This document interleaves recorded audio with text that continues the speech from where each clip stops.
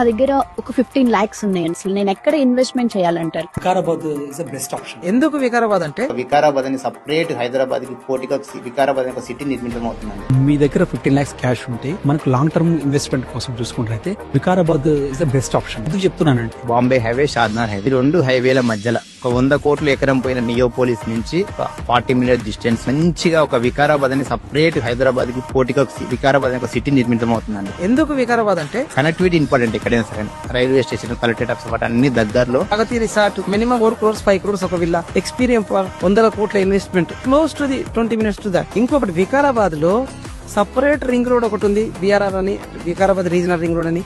Upcoming regional ring road కి just 2 kilometers దూరంలో ఉంది. At the same time 2-way approach ఉంది మనకు వికారాబాద్.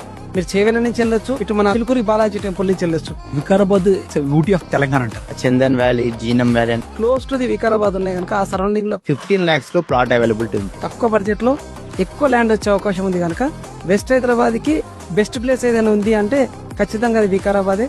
సో వికారాబాద్ లో ఇన్వెస్ట్ చేసిన వాళ్ళందరూ కూడా భవిష్యత్తులో వెస్ట్ హైదరాబాద్ లో లైఫ్ స్టైల్ ఎట్లయితే ఎంజాయ్ చేస్తారో అంతకంటే బెటర్మెంట్ గా లైఫ్ స్టైల్ ఎంజాయ్ చేసే అవకాశం ఉంది. Obviously health is more important then wealth also. Health and wealth రెండు మనకు కావాలంటే Vikarabad is the your destination.